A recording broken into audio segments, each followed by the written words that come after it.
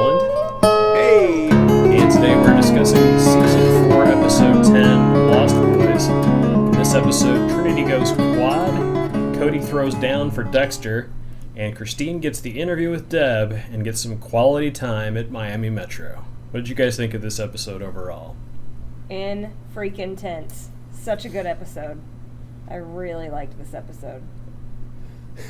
You know, this episode, you watch this last one, you come into this one, and you're thinking, well, you know, it can't possibly get darker, and then all of a sudden, it does.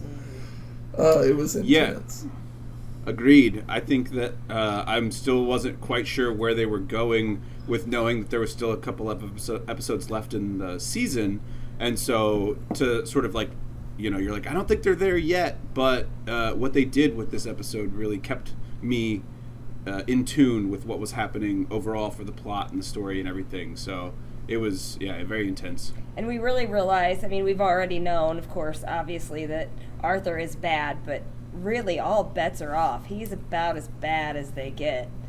And this is when you really stop having any sense of safety or limit to what he's capable of. Yeah, every time you think that you've found the limit, there's another level of craziness with him. Like, oh yeah, him just like walking into the house where he grew up with those like Asian people that were like, "What are you doing here?" That was like one level of crazy, and then we had the Thanksgiving level of crazy, and now we have this episode. So, and the dancing, crazy. Yes, his little van dance. Dexter and Rita are in the doctor's office getting Harrison booster shots. The baby hates it. Dexter has moved his tools into a shipping container rather than the backyard shed. Dexter plans to nab Trinity at church, but Trinity keeps driving. Trinity sees a family go into a fairground. He memorizes the names on the back of the van. Dexter, in his killing garb, watches Trinity watch the little boy and the family. Trinity finds Scott, the boy, and shows him a police badge. He tells him that his parents have been in an accident and they need to go to them. When the kid asks about his sister, Trinity says that his partner has her in their patrol car. Dexter finally catches up to them in the parking lot. He yells Arthur's name, and Arthur/Trinity gets the kid into the van and speeds off. Trinity calls Dexter and says he doesn't appreciate being followed. He tells him he'll protect the boy's innocence, but warns him against calling the police. Otherwise, the boy will pay the price. I'm getting just queasy even reliving this episode. Like, I'm just getting so tense, and I feel like I kind of want to puke just reliving the tension of this episode. Just, awful. Yeah. So I will say that I did find it a little jarring to not address the cliffhanger right away from the previous episode, but I was okay with it because I think that like they didn't necessarily need to bog us down with all of that exposition of why that was, because we'll get it eventually when they want us to have it. Yeah. So I thought this was a really good way of going a different direction, but still keeping it very tense and very interesting. Yeah. Because they don't have much. I mean, Christine has scenes in this episode, but it's not like a massive amount of stuff that's going on. Just we as the audience know a little bit earlier than other people on the show that she and Arthur Mitchell are related. I think it's... And I really... Go ahead. Oh, go ahead. I was just going to say, I really like the whole, like, the hunter is being hunted situation, and the way that they were, like, filming that and showing that the different perspectives, the point of views between Arthur and Dexter and the family and everything. It was just, like, it was just incredible, because you're like, I don't know why is this happening, and you don't care, you're in it. Yeah, I thought it was a good choice for them to not have Dexter be completely unseen throughout this. Like, most of the time they wait to spring Dexter on someone at the last minute, and that's how he usually gets the upper hand. But here, like, he not only gets away, he not only loses Arthur Mitchell, but Mitchell sees him and calls him and says, "I don't like being followed." And so, like, they know about what the other is doing. Yeah, because at that point I was like screaming at the TV, Dexter, just call the police, save the kid, don't make this about you. Then Arthur says, if you call the police, because I was like, come on, Yeah. save the kid. But yeah. Yeah, and what was it? There was something earlier in the season where I said that Dexter screwed up and that he could have with the traffic stop by not letting them swab Trinity. Mm-hmm. Dexter broke his own rule because the police would have been able to catch Trinity if he had done that, Right. negating his need to kill him. So, yeah, Dexter not killing him it's going to be a problem. So Dexter goes to Trinity's house to try and enlist Jonah's help. He asks him to go through Trinity's desk, computer, etc. to stop the sins of the father. The kid wakes up to Trinity setting a train set. Trinity calls him Arthur. The kid's name is Scott. Trinity's real name is Arthur, of course. Dexter realizes that Trinity has been killing in 4s, not 3s. He's killing a symbol of himself, an innocent 10-year-old. Dexter enlists a uniformed officer to help locate Trinity's van by the plate number, and Trinity's van by the plate number. Another one of those Miami Metro things that they help each other out with, where it's just like, hey, I need to borrow a stun gun for the weekend, or hey, can you run some plates? You know, and the story he comes up with too, like I smashed some guy's windshield, or I just want to be a good guy. Yeah, Fender.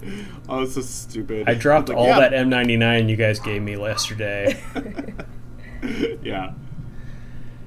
So, Masuka tells Deb that he needs to talk to Dexter. He saw something he wished he hadn't at Thanksgiving. Deb drags Dexter into a briefing about the Trinity killer. He does his best to crap on her ideas to move things along faster. Christine shows up at Miami Metro to interview Deb. She sends her to an interview room and asks Angel to watch. She thinks Christine knows something about who killed Lundy. Trinity has a battle of wills with Scott, the little boy. Trinity insists that he put on pajamas before they get food. Trinity hands him a train scene figurine of a couple. He says, father drinks and mother pays the price. I'm just trying to protect you, Arthur. The kid says, my name's not Arthur, it's Scott. Trinity leaves. The room they are in is in some kind of underground shelter. Yeah, the way he, I want to say, toys with this little boy is just psychotic. I mean, yeah, we're getting these new levels of Arthur, you know, and I don't know if he's called the Trinity Killer, but now we know he's not. It's not a 3, it's a 4, which I think is also interesting as well. That there's been this massive dossier on this guy from Lundy and all these people, you know, a couple of people I'm assuming, but still these killings, and they don't even have it all right. I mean, that's so in depth. It was really interesting to watch this unfold and be like, I did not think this was going to happen. Well, the reason Lundy never picked up on it is because the kids just went missing. They weren't found murdered. So, like, it would have been hard for them to put it together, and you know Miami Metro wasn't going to.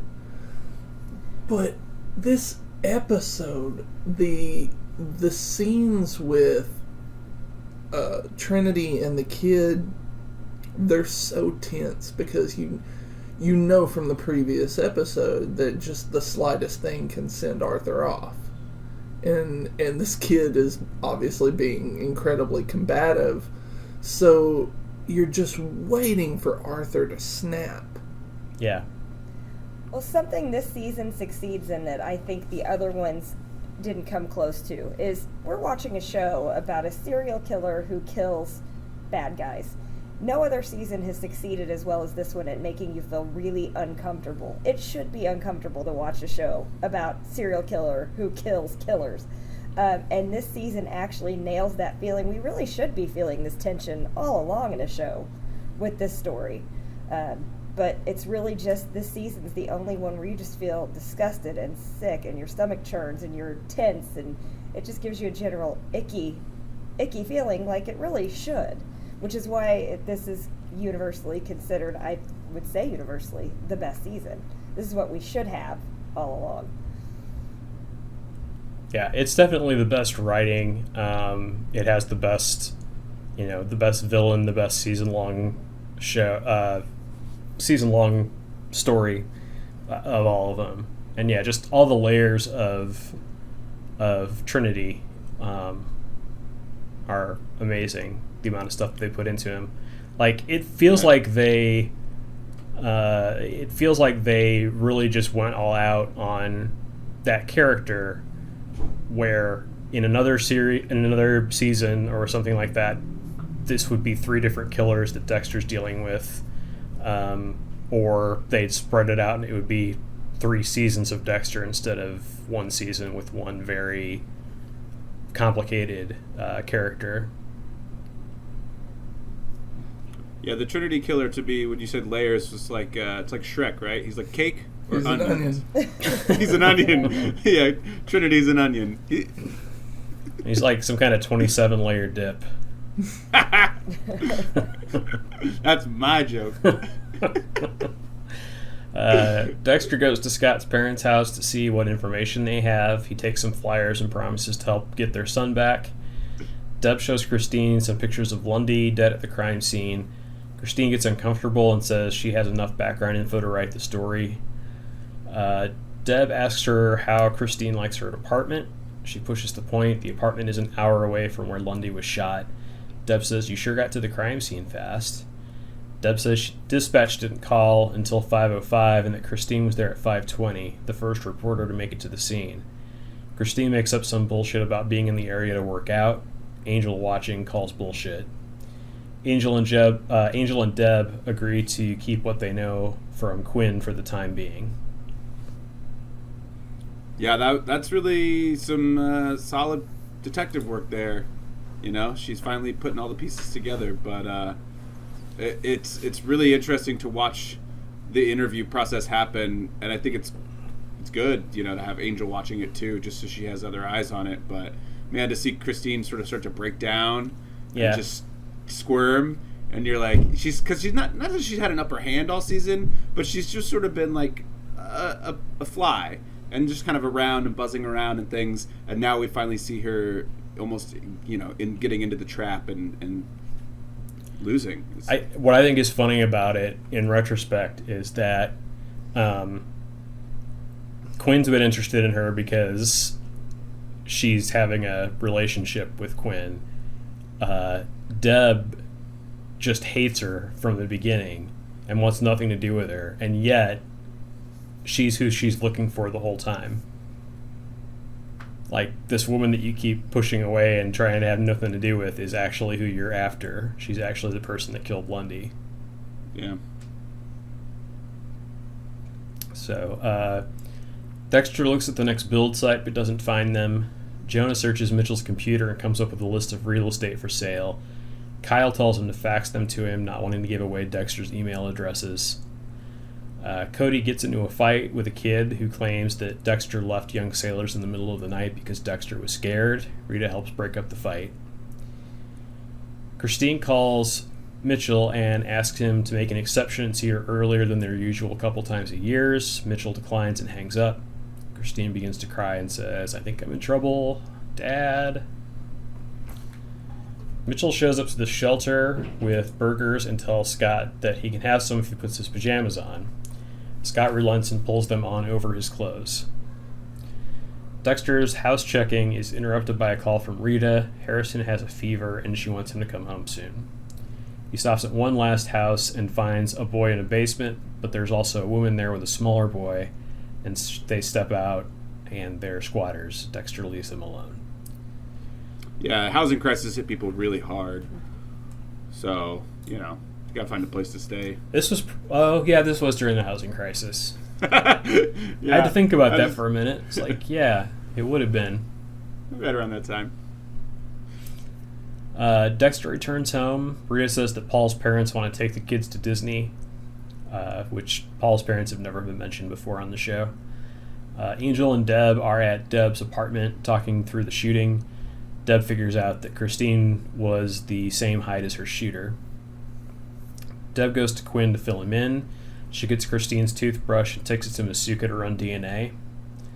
LaGuardia calls Dexter and tells him he'd better hurry on the blood report he promised. He's still searching houses.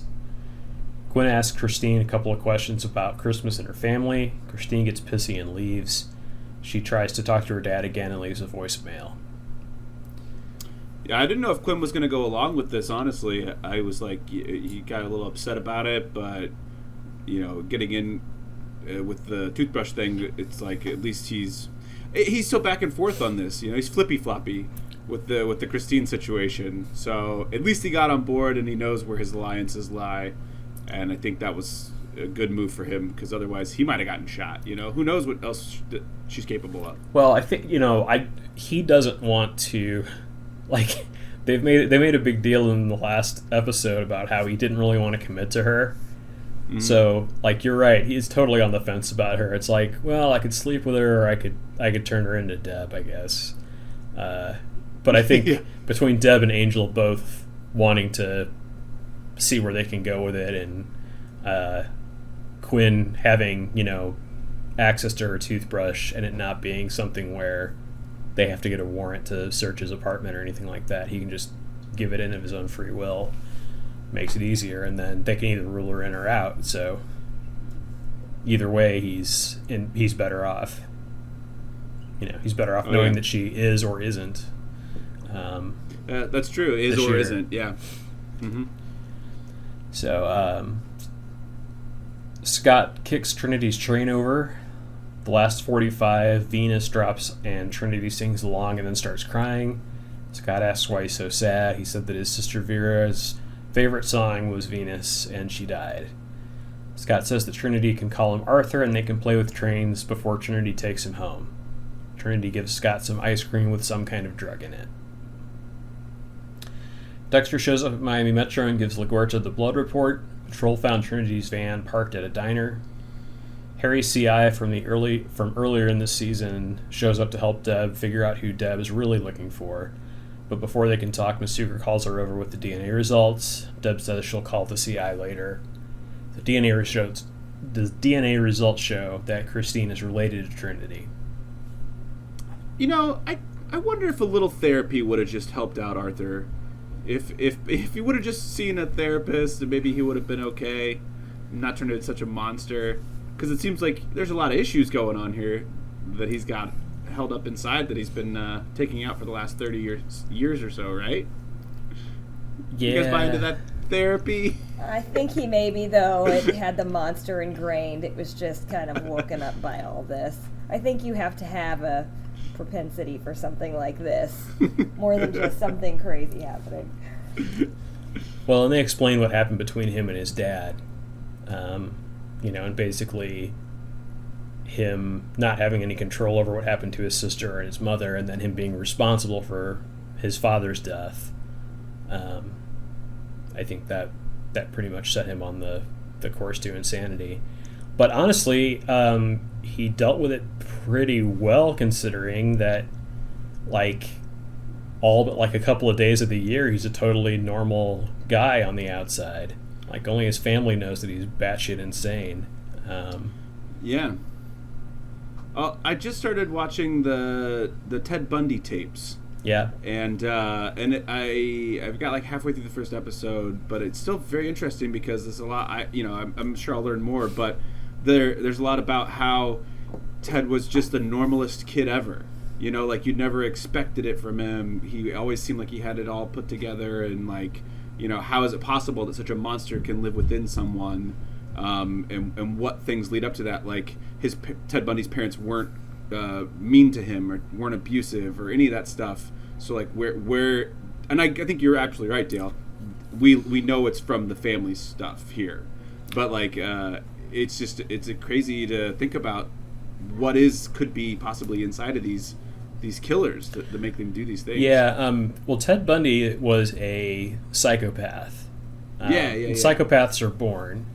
And so with him, in part, he lionized and made up a lot. He made his past sound a lot better than it really was. Mm-hmm. There was abuse from his grandfather. His mother had him out of wedlock and was supposed to give him up for adoption, but the grandfather insisted they take care of him, and then the grandfather was an asshole to him. Spoiler alert. But okay. Well, You brought up Ted Bundy. Brand new story, Ted Bundy. The confession tapes, I've watched all 4 of them, and I just started. The first episode is really the only one that mentions his family, and it does get a little bit wrong. It says that his mother just kind of left, but she was actually she was a part of his life, but he grew up thinking that was his sister, his older sister, which obviously led to even weirder feelings. Yeah, so sure, in the way that his killings and things. Yeah. A lot of the information on him came from him, especially about his early life, and it's not very trustworthy.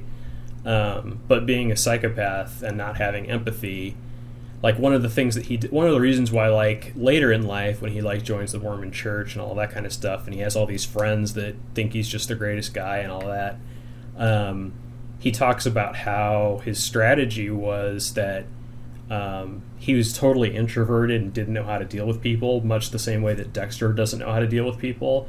And so Ted Bundy's strategy was to act like he was he was very superior and arrogant. And he would just carry himself like he couldn't be bothered to care about anybody around him. But then if they approached him, he would be really outgoing and nice and smile and all that kind of stuff. Wow. So that was sort of his thing. But I didn't know much. I've heard of him and know what he did, but I never knew a lot about the case itself and whatnot. So it's fascinating. I'm really into serial things right now. He's the poster boy for serial killing. He's definitely the one that brought it to the forefront. A lot of things that are used, a lot of things that we know about serial killers came from him. Well, and he was the worst for a long time, and he actually helped the FBI catch the worst as of now. Which is BTK, right? No, BTK the Green, only killed like 8 people. Yeah, the Green River Killer. Up in Washington. Oh, right, that one. Yeah, which they mention in the Dexter. Yes. Weirdly, Lundy supposedly was the mastermind behind solving that case. I'll have to get into that one. It was just like, no way. But if you like those serial killer things and stuff... I don't like them, but I find them fascinating. No, I get it. The one I watched was... I saw the whole Ted Bundy thing. The one I just watched was An Innocent Man. Oh yeah, I've seen that one. Yeah, that was really good. Wow. Yeah, that one's pretty. Have you ever watched the Iceman tapes? No, I heard of it though. There's 3 of them. There's the Iceman tapes, the Iceman speaks, and then the Iceman and the psychiatrist. Mm-hmm. And it's pretty intense. Wow. Well, that guy was a hitman for the mob. Ooh. It's not quite the same thing as a serial killer, but yeah. A lot of killing. Yep. Sorry, I got us off the tracks. It's all right. It's all relevant. Yeah. Well, I needed to spoil the Ted Bundy tapes for you, so... I can't believe it. Like, I couldn't just Wikipedia. For secret information you would only find out from watching it. Yeah. Dexter is still house hunting when he finds a house with a bomb shelter. He goes inside. The train is still there, but Trinity and Scott are gone. Trinity meets Christine in a parking garage. She tells him that she saw Trinity kill a woman in a bathtub when she was 5. Christine realized it was real when it happened again in the same house 30 years later.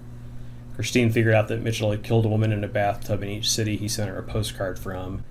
She said that she protected him. Lundy was getting close, so she killed him. He thanks her and tells her that he'll come see her at her house later that night, and they'll figure out what to do. After she drives away, Mitchell pounds on the steering wheel. Stupid fucking cunt. No. It's fond of that word. Yes. Yeah, this is that point like I was saying where they fill us in finally with the cliffhanger essentially. It's like, oh, you get all this information about her and what her intentions are, where she's come from, and so I think that's fascinating that, yeah, like he has this other family and she's thinking she's doing right by him. All these people feel like he treats them like garbage, and yet they all feel like they're still doing right by trying to protect him. It's insane. That's abuse. Ugh. Yeah. Dexter finds dust on the floor. He adds water to it and it begins to dry into cement. This is how Trinity has kept the bodies from being discovered. Trinity is about to drop the unconscious boy into the cement when Dexter walks up and stops him. They fight over a shovel while the boy falls into the wet cement. Dexter manages to knock Trinity out and pull the boy up. He's still alive. When he looks back to where Trinity was, he's gone. And Christine gets a knock on her door and answers it saying Daddy, but it's Miami Metro, Angel, Quinn, Deb, and 2 uniforms to take her away. Dexter gets home and snuggles on the couch with Rita. Rita says that they found the missing boy. Rita fucks up and mentions how quiet it is, and Harrison immediately starts crying. Dexter volunteers to go take care of him. He promises Harrison that no one will hurt him again, especially Dexter. That is the episode ending. Yeah, I love that moment where, he tries to get the drop on him. Dexter comes in and he's like, he has 2 choices. He's like, he can get the bad guy or he can save the little boy. And I mean, again, another one of those moments where you watch it unfold and you're like, can he do both? Where's he going to go? Where does his morals lie? I'm glad he did the right thing. Pulled that kid out of there. Yeah. So, yeah. Yeah. So, now that we've gotten through it, just to nitpick a little bit, because this never made sense to me. After the Thanksgiving confrontation where Dexter nearly stabs Trinity to death on the kitchen floor, why does Trinity go after a boy to do his thing if Kyle's out there knowing about what's going on with him? Like, why isn't Mitchell focused on getting rid of Kyle at this point? Compulsion. Yeah, I think compulsion. I mean, is it because he has to follow so many days in his pattern? How does his pattern affect it? I don't.